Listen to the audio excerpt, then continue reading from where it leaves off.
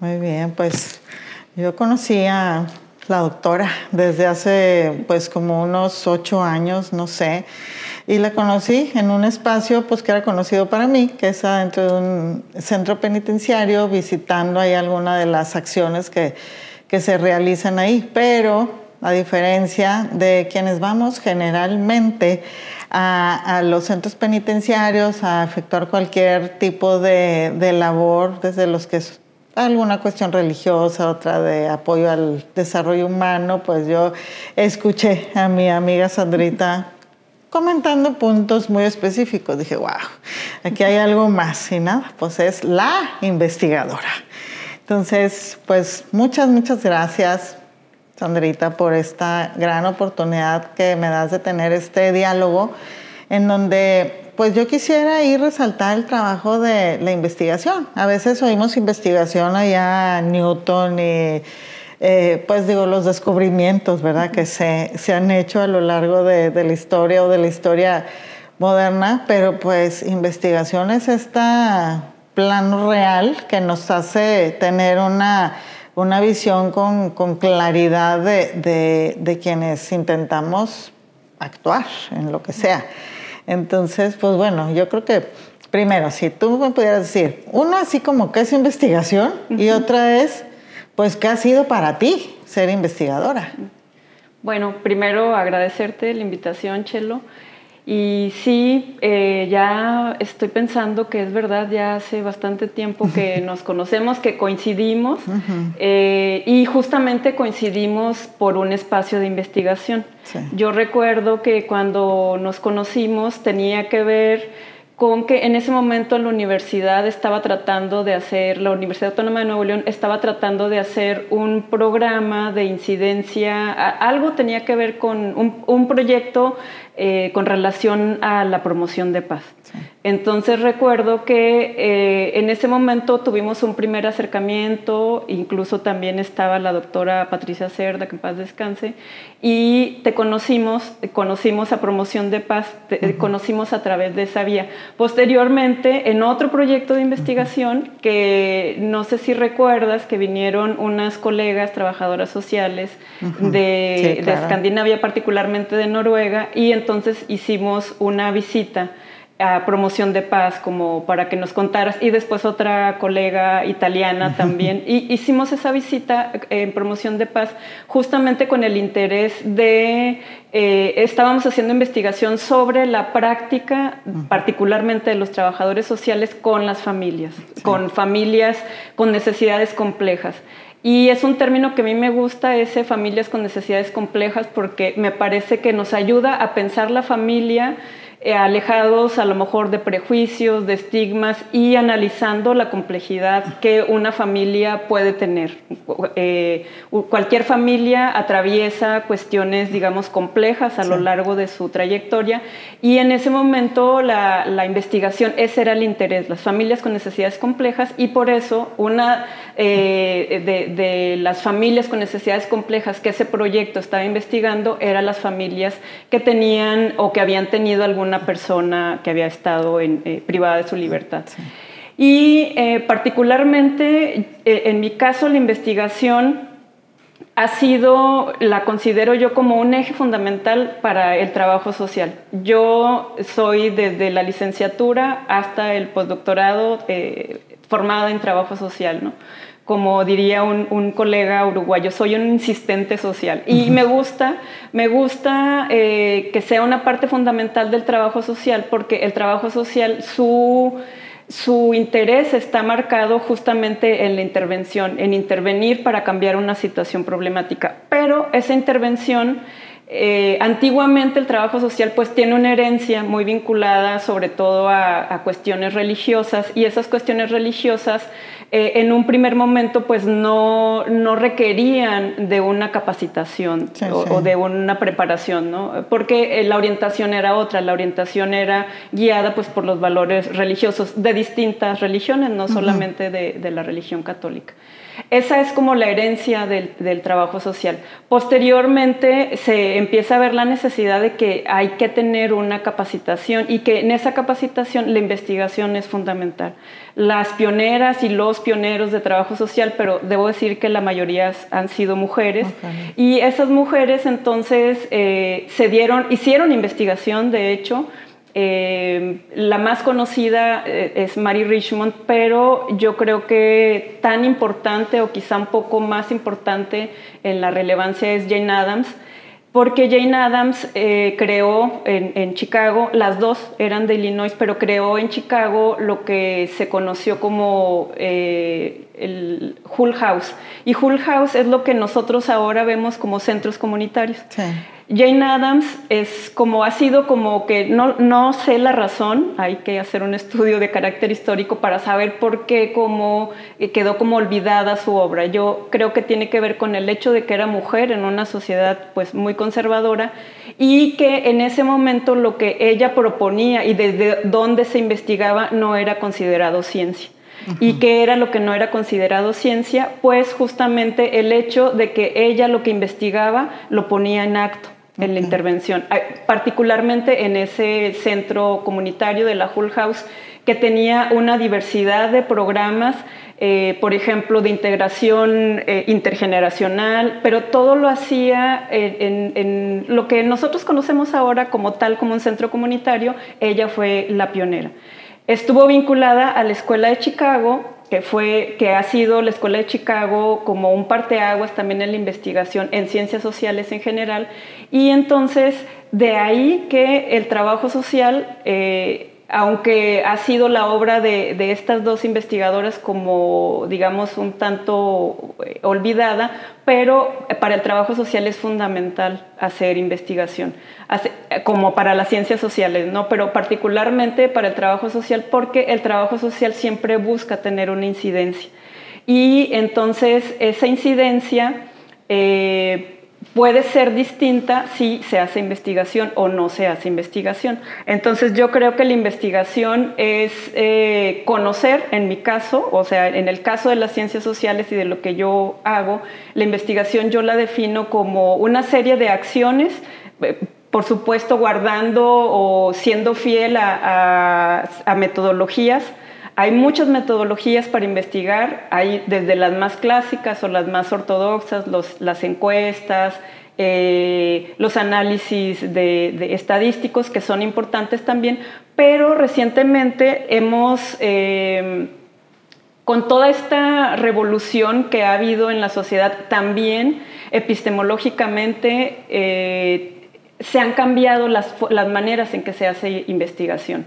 Y entonces muchas de estas formas en las que se hace investigación es justamente que los investigadores ir a los territorios, ir directamente a los territorios, estar en contacto con las personas con las que tradicionalmente en investigación se les llama sujetos de estudio. Ahora dicen, no es tanto que sea un sujeto de estudio, sino que las personas construyen junto con nosotros. Entonces son sujetos que participan, algunos hablan actualmente incluso de co-construcción del conocimiento, ¿no?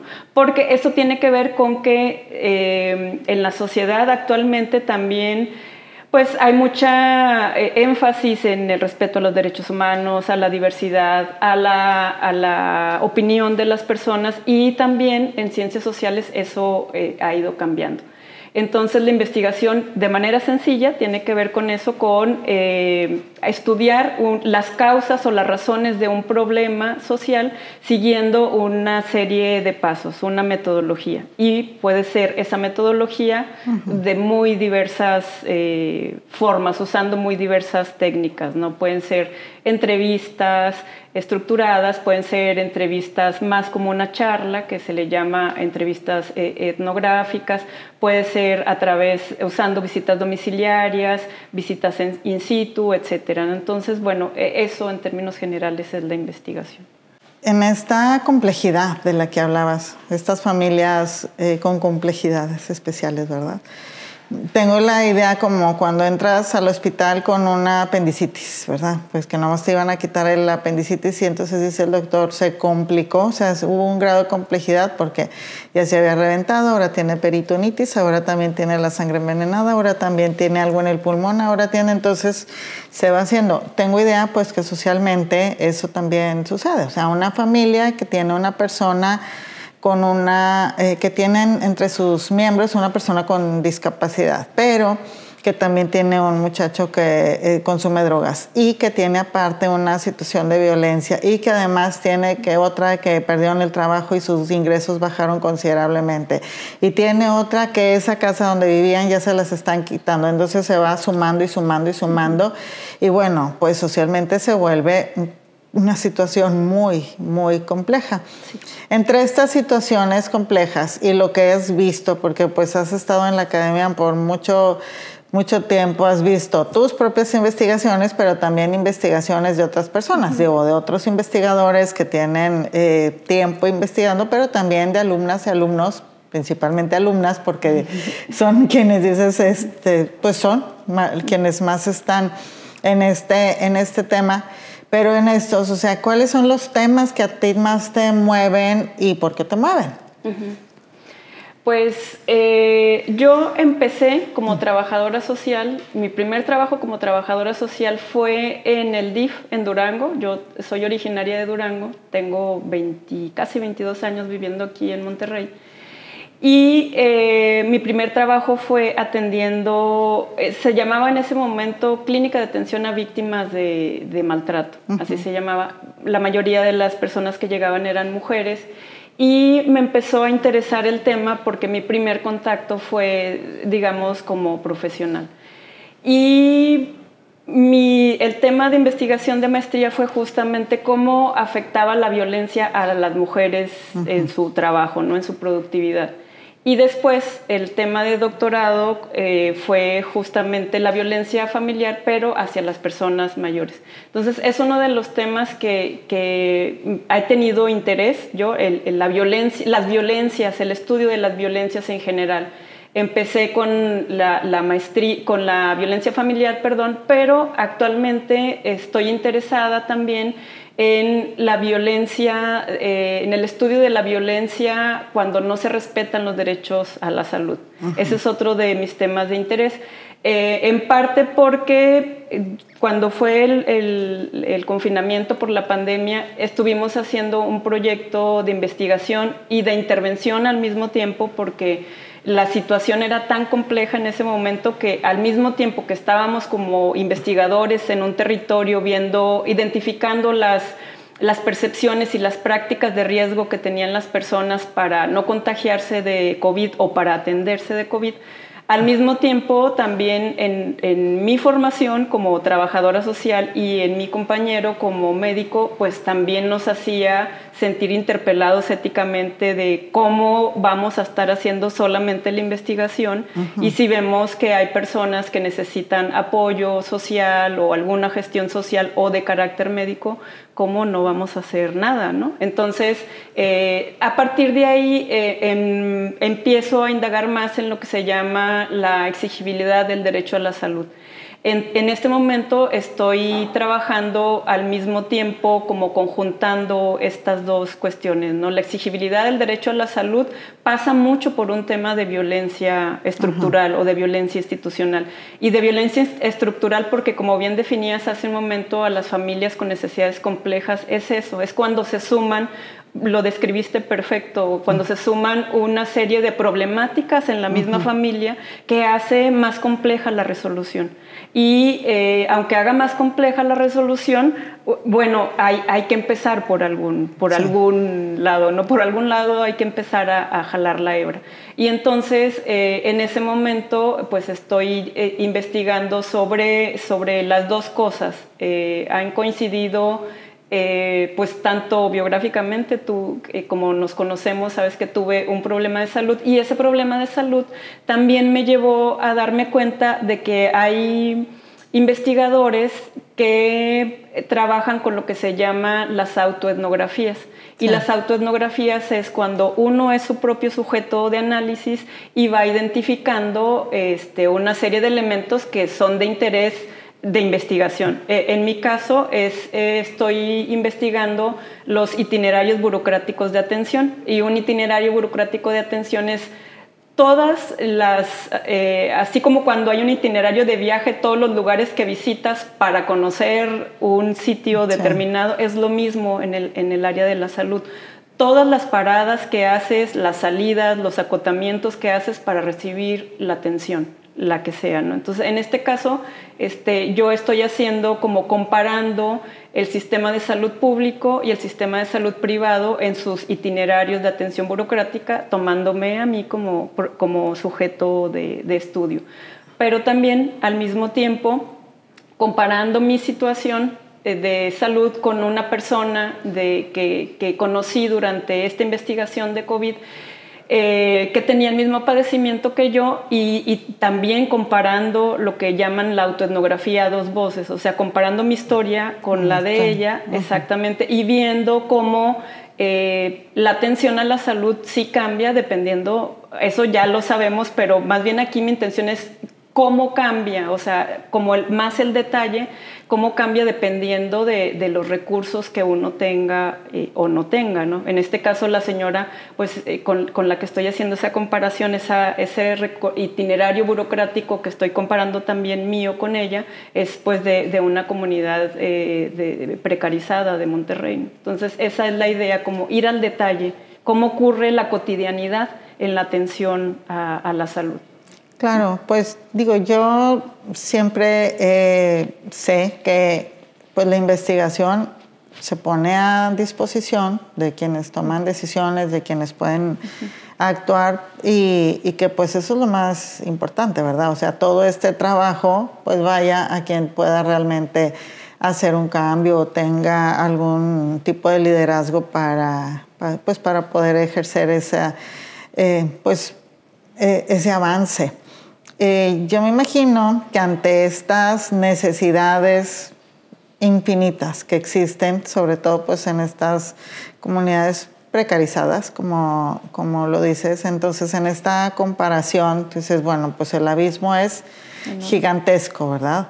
Pero ir buscando en dónde están, como si hubieran unos pequeños hilitos que van uniendo pedazos y ver exactamente cuáles están más rotos, ¿verdad? Entonces, como una malla, ¿verdad? Que es que esta ya de plano no tiene remedio, o porque esta está completamente rota, es que se va y esta no importa tanto. Quiero pensar en la experiencia que he tenido cuando una persona requiere de una cirugía de corazón, ¿verdad? Que no tiene seguro de gastos médicos, no tiene seguro social, no tiene posibilidades de ser atendida de manera rápida. Entonces, posiblemente, y es mi percepción, ya en el quirófano de una persona y otra, los médicos que con su conocimiento y ética pueden hacer una cirugía prácticamente igual. O sea, quien está en un quirófano de un hospital privado y quien está en un quirófano de un hospital público. Es mi percepción nada más. Posiblemente hasta ahí también hay diferencias, ¿verdad? En ese momento, el punto es para llegar a ese quirófano, ¿verdad? Entonces, a lo mejor es pensar, se atoró en cuanto la persona pudo ser atendida por el primer médico que le pudo decir que tenía que ir a un especialista, con el especialista que le tuvo que mandar con un cirujano. Entonces creo que toda esta investigación que es y está comparada, pues te lleva a detalles, como bien lo dices, pues para ir reparando pues de pequeñas a pequeñas pues no sé si son bisagras o qué, de una a una u otra. Esta de la salud me parece importantísima porque pienso que pues es uno de los derechos fundamentales que tiene en esta famosa red del tejido social, un hueco enorme y a mi cabeza se vienen estos cirqueros malabaristas que se caen y cuando caen a la red hecha, pues no tienen más que brincar y se vuelven a subir. Pero cuando esa red tiene un hoyo, pues se van a morir, ¿verdad? Entonces, en estos tejido suave de estos paso a paso en este derecho a la salud, ¿qué has encontrado? Pues hasta ahorita lo que he encontrado es cómo todos los actores que participan justamente en que la llegada, retomando tu ejemplo, en que la llegada al quirófano sea más rápida o más lenta. Sí. Y que son muchísimos. Por ejemplo, yo te decía que trabajé durante el COVID en la investigación, que también hicimos lo que se conoce metodológicamente como investigación e intervención no separados, sino al mismo tiempo que íbamos investigando y encontrando cosas, hacíamos estrategias de intervención de muy diversa naturaleza, pero básicamente las identificamos en cuestiones de educación para la salud, gestión, en apoyo de asistencia social y humanitaria, porque pues había situaciones de hambre también en ese momento, porque la gente se quedó sin trabajo, se cerraron los empleos, etc. Fue educación, asistencia y... Ay, se me está olvidando la otra. Educación, gestión, asistencia. Bueno, ya ahorita me acuerdo de la otra, pero las dividimos así en tres, ¿no?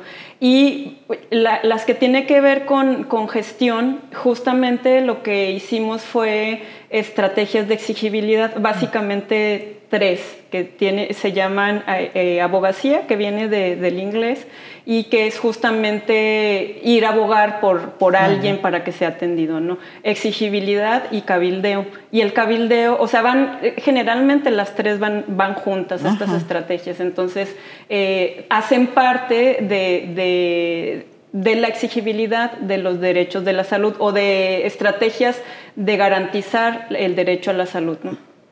Y se tiene que hacer uso mucho en estas cuestiones de cabildeo, por ejemplo, de tus propios recursos que tengas formativos, ¿no? Tu propio capital educativo y político también, ¿no? En el sentido amplio de la palabra. Y entonces lo que yo encontré y he encontrado es que cuando la persona pone en marcha estas estrategias de exigibilidad, la ruta se acorta. Sí. La ruta se acorta. Pero ¿qué necesitas tú para poder tener esas estrategias de exigibilidad? Pues primero necesitas tener tiempo.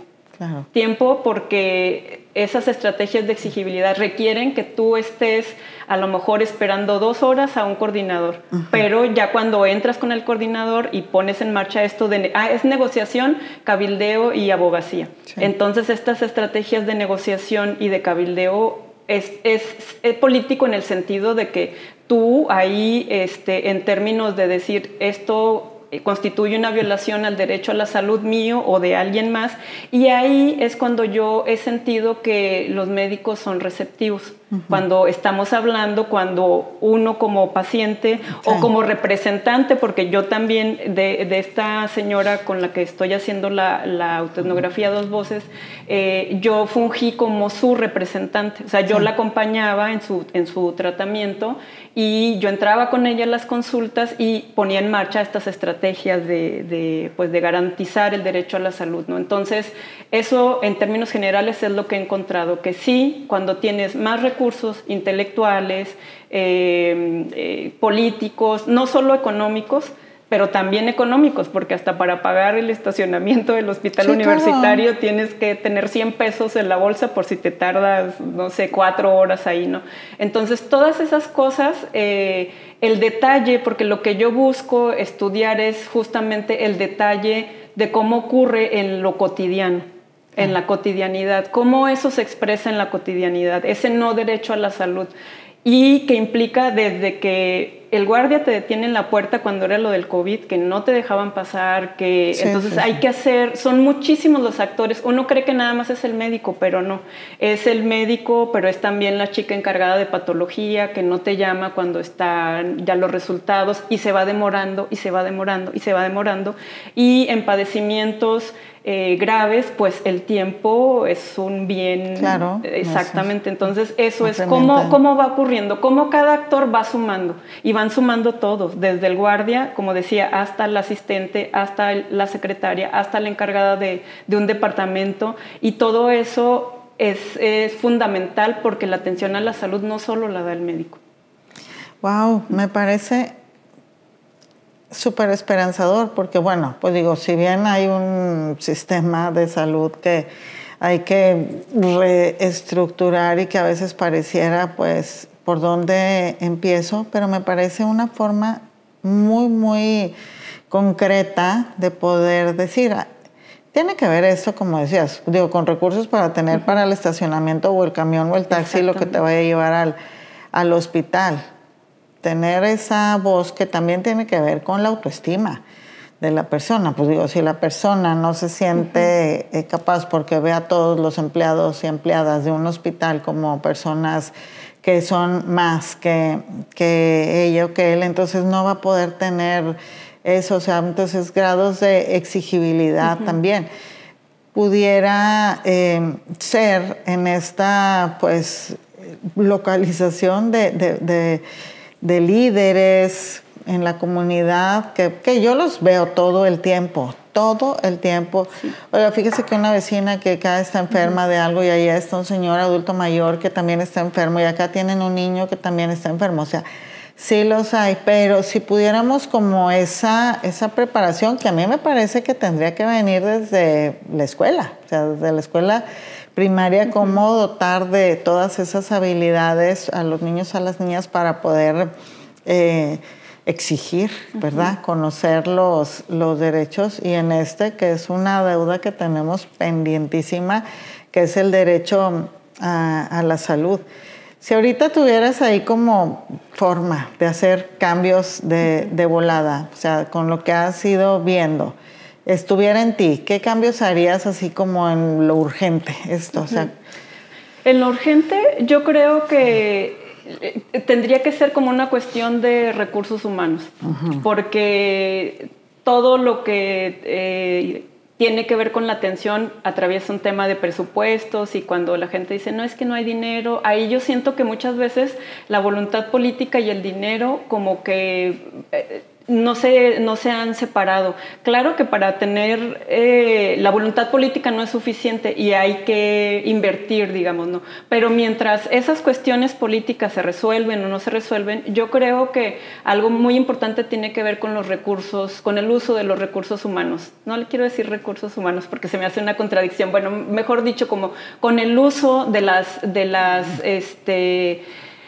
estrategias en las que las personas puedan contribuir, profesionales y no profesionales, en la atención, ¿no? Entonces yo, al fin, trabajadora social, creo que tendría que ser como una cuestión de información y de formación a las personas que trabajan en las instituciones de salud, no solo a los médicos. O sea, a los médicos, yo creo que la manera en como mucha gente ha encontrado, entre ellas yo, la manera de exigibilidad ha tenido que ver con el uso de mecanismos extrajurídicos, pero también jurídicos. O sea, los médicos los regula la CONAMED, que es la Comisión Nacional de Arbitraje Médico, y aparte cada unidad de salud tiene instancias donde uno puede ir a interponer una queja para que se resuelva, ¿no? Entonces, eso es importante, pero no va a ser suficiente porque se genera también lo que se conoce como la medicina defensiva. Y la medicina defensiva es eso, o sea, que ya quizá la relación médico-paciente no es tan importante en términos de curar, sino de estarse cuidando uno del otro. No vayas a demandar. Exactamente. Sí. Entonces, creo que tendría que ver con una cuestión esa de relaciones, una cuestión relacional, de relaciones humanas, y de relaciones humanas de que cada quien se dé cuenta, una estrategia de concientización y de apropiación de la importancia que tiene cada quien en esa cadena de atención, en la salud de los demás, en la salud de los demás, porque de verdad es que el guardia que está en la entrada es súper importante.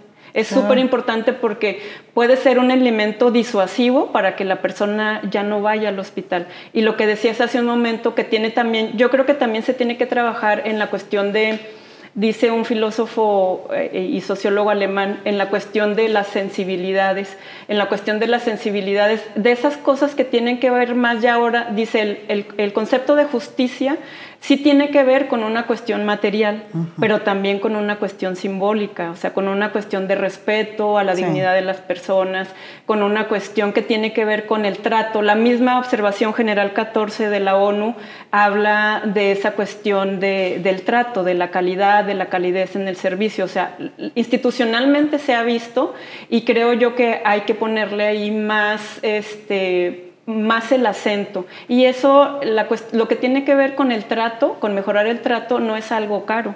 O sea, no es algo que requiera millones de inversión, no. Tiene que ver con trabajar nosotros en nuestras cuestiones, digamos, de relación, nuestras cuestiones de relación, porque ahorita que tú mencionabas esta cuestión de la autoestima, hay una antropóloga, me parece que es antropóloga y si no es socióloga, Paulette Dieterland, y ella habla de que siempre en situaciones de precariedad, que la pobreza también tiene una dimensión de autoestima. Y tiene una dimensión de autoestima porque de acuerdo a cómo nos conformamos como sociedad, vamos marginando justamente a ciertos sectores sociales y esos ciertos sectores sociales van internalizando que su importancia colectiva es menor. Y yo lo vi, en la comunidad lo vi, con gente que eso que dices tú, que se sintió así como que estaba recibiendo la atención, pero vio que llegó otra persona mejor vestida y se fue. Y se fue, y a pesar de que tenía un padecimiento grave, y otra persona que ya no quería regresar porque se sintió exhibida en una clínica y estaba siendo exhibida realmente. Entonces yo creo que esos detalles que tienen que ver.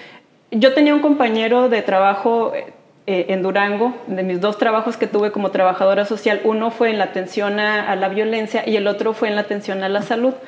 Y tenía un compañero estomatólogo que él decía algo muy importante, y yo creo que son esos detalles, porque una de las actividades que teníamos que hacer diarias era 10 expedientes diarios de personas adultas mayores, hacer una revisión. Yo tenía que coordinar a todos los profesionales para que quedara su archivo completo, su expediente, perdón. Y una de esas cosas tenía que ver con revisarles la boca. Y este compañero estomatólogo siempre se oponía y decía, es que a mí no me gusta revisarlos en el pasillo, porque la boca es algo muy íntimo. Y sí es cierto. Sí. Entonces, esas cosas que tienen que ver con la dignidad de la persona, porque esta cuestión que te cuento de la comunidad, que no la quiero decir para que no se identifique a la persona, pero tenía que ver con una cuestión más o menos de esta naturaleza, de que se sintió exhibida durante una revisión médica y se sintió exhibida frente a la sala de espera que estaba observando una situación y jamás ha querido regresar a atenderse a la salud, al centro de salud que le corresponde. Y efectivamente tiene que ver con lo que tú dices, ¿no? O sea, con una cuestión de emociones, de sensibilidades de todos, tanto del personal que está atendiendo como de uno que va como paciente. Y eso lo haría yo porque creo que se puede hacer, se puede iniciar y no requiere una inversión de dinero, o no es algo oneroso. Es que está, pero muy, muy padre que tengas pues toda esta formación y este interés en que es la salud y la violencia. Ahorita que te estoy escuchando y me salgo a lo mejor del tema, pero para regresar, cuando yo veo en una comunidad a un niño que golpea a un perro, estoy casi segura que a ese niño lo golpeó alguien, su mamá, su hermano, y a ese hermano la mamá lo golpeó al esposo y a ese esposo lo violentó alguien en su trabajo, tal vez su jefe. Entonces como una cadena que se va pues simplemente uniendo en las violencias, o sea, en estos eslabones de violencia. Estas personas ahorita que decías del guardia, pues también pienso en eso. O sea, habla mal, muy seguramente, pues a él le hablan mal porque el que es su coordinador a la vez le hablan mal. Entonces, ¿en qué momento rompemos esa cadena de violencia que viene a ser un reflejo y el retrato de la persona que te está atendiendo y que puede provocar eso? Es que ya no va a volver. Ya no va a volver. A lo mejor era un inicio, una situación que pudo haber sido atendida en una primera consulta y se fue escalando el problema de salud, pues porque la mala atención, el maltrato que recibió. Entonces, pues, ¿cómo ir haciendo? Y lo dices ahorita muy, muy bien y muy bonito, pues ese trabajo, ¿no? Ese trabajo para que la violencia que estamos recibiendo no escale, tener como esa fuerza interior, pero también esa fuerza comunitaria. Cómo ir dejando de lado, estas situaciones personales que dice también acá es teólogo, que bueno, ahora están teólogos, filósofos modernos. Albert Nolan dice, pues lleva a la destrucción social dos temitas que van haciendo envidia y celos, que parecieran así como muy cotidianos o gente que no los quiere ni mencionar, pero es la realidad. Entonces, y cómo va afectando en los ambientes laborales de tal manera que van jugando con la vida de la persona. Posiblemente el guardia que está ahí, que simplemente dice, usted no pasa o no digo, a mí me ha gustado usar ropa cómoda y yo misma me he topado que llego y me dice, usted no puede entrar con esos zapatos aquí porque aquí es con una vestimenta más formal. Entonces, por eso lo sé y lo reconozco, o sea, como el trato de un guardia que ni se imagina que está atentando directamente o que tiene que responsabilizarse o no sé cuál sea la palabra adecuada con la salud de esa persona, porque si no vuelve esa persona puede hasta morir. Entonces, ¿cómo tener conciencia? Creo que eso que tú dices, que con lo que se puede actuar primero, campañas y campañas y campañas. Trata bien a la gente. Exactamente. Wow, pues bien. Ay, estoy muy, muy contenta con este diálogo. Pues ya para irlo cerrando, en este tema de violencia, que a mí me ha siempre llamado mucho la atención. De hecho, pues yo estoy cercana a una organización que se llama Promoción de Paz, sabiendo pues que la promoción es esa efervescencia que puedes provocar, ¿verdad? O sea, no tanto, porque el decir, hago yo algo por la violencia, pues puede ser pequeño, pero el decir, promover es que vas moviendo la ola para que se muevan otras cosas. En esto de la violencia, así como, digo, yo sé que es muy profundo el tema y que tienes mucho trabajando, pero ¿cuál ha sido así como el dato o lo que más te ha movido en el corazón? Decir, híjole, esto está pasando en términos de violencia. El trabajo con infancias. El trabajo con infancias, parte también de mi trabajo como investigadora, pues es acompañar, como decías al principio, estudiantes en sus trabajos de investigación, de elaboración de tesis. Y una de las estudiantes que recientemente está terminando su trabajo, pues está analizando cómo estas ideas de amor romántico legitiman la violencia. Ya lo sabemos que la legitiman, pero cómo se empieza a tomar forma desde niños y niñas, ¿no? Y para mí ha sido así como muy difícil de ver que esa era la intención bueno, y es lo que ella está estudiando, pero ver que finalmente esa legitimación del amor, de la violencia a través del amor romántico, de que uno dice, no, pues sí, pero va a cambiar, sí, o yo tengo que hacer algo como mujer para que esa persona cambie, o sentir que nuestra responsabilidad, pero ver que finalmente esa violencia familiar nunca es ajena a todas las otras violencias. Sí. Y verlo en los niños sí se te encoge el corazón porque ahí salen. Hay un taller muy bonito de la UNICEF que tienen para trabajar con cuestiones de convivencia, de mejorar la comunicación, de disminuir las interacciones violentas. Está muy bonito y está disponible en línea. Es para trabajar con infancias.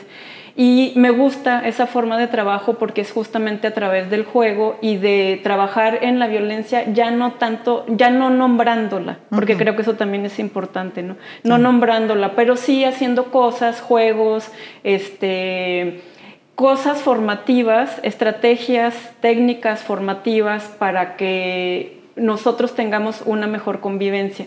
Y ahorita yo te comentaba que es una cuestión de mejorar el tema relacional, pero también de mejorar el tema de la impartición de justicia, porque creo que tienen que ir de la mano y eso tampoco es caro. O sea, la legislación tampoco tiene que gastarse millones de pesos como a lo mejor ya establecer otra serie de cuestiones más puntuales en términos materiales, ¿no? Esas dos cosas yo creo que son fundamentales.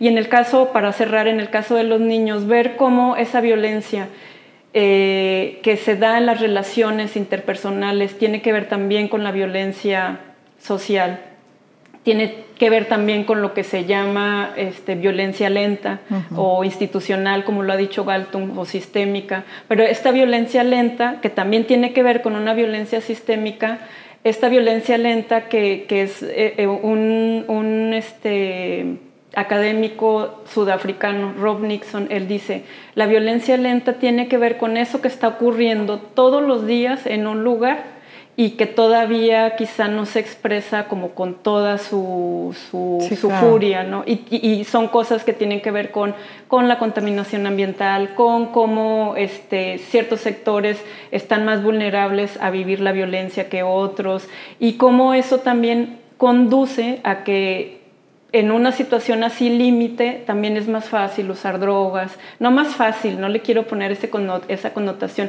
Está uno más propenso a, ¿no? A una realidad que quieres escapar o ver de otra manera, etcétera. Entonces, ver eso en los niños, ¿no? Cuando hay violencia en la comunidad, hay violencia en la ciudad, hay violencia en su familia, pero hay violencia en la escuela también. Sí. Entonces ahí es cuando dice uno, híjole, sí, todas las violencias están anudadas. Lo que pasa es que nosotros hemos puesto más énfasis en la violencia de la familia, pero creo, como escribí hace muchos años en un artículo, creo que comprender solamente la violencia familiar creyendo que su origen y su solución está ahí, en el núcleo familiar, es lo que nos ha pasado. No hemos podido darle una solución o disminuirla. Se han hecho campañas muy interesantes, no digo que sea la misma que hace 40 años, sí ha habido proceso de desnaturalización en términos culturales, pero también creo que cuando uno se lo atribuye todo a la familia, tiene un riesgo de creer que ese problema es un problema de carácter moral y no de carácter social, de carácter incluso de salud pública, porque los efectos están en la salud también.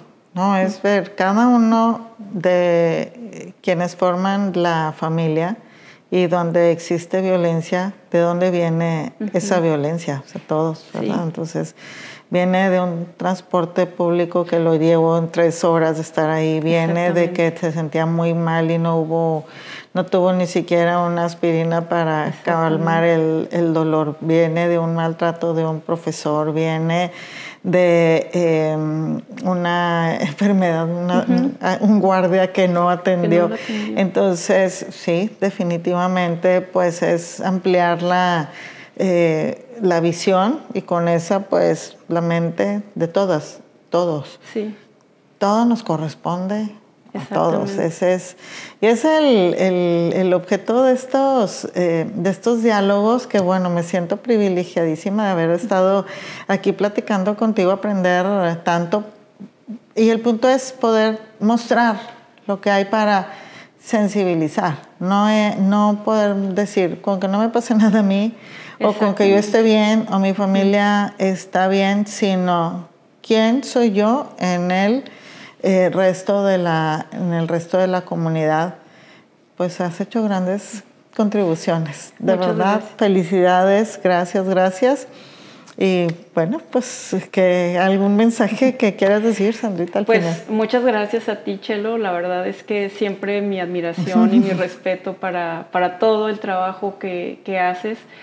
Y bueno, pues yo nada más me gustaría cerrar diciendo que creo que tenemos que mirar la violencia con unos nuevos ojos. Y esos nuevos ojos tienen que ver, sí, con nuestra parte, como bien decías, pero también con verla más como como pensando en que la violencia nos constituye, pero también la podemos, ¿cómo se dice? Deconstruir. Y cuando digo que nos constituye, no es que nosotros tengamos un gen violento, no estoy queriendo decir eso. Más bien lo que estoy queriendo decir es que cualquier persona puede estar propensa a una situación de un arranque violento, ¿no? Y dejar de mirarlo quizá con una forma menos moral y más realista. Yo creo que eso nos va a llevar a trabajar de una manera más eficiente. Bien, pues gracias. Muchas gracias a ti.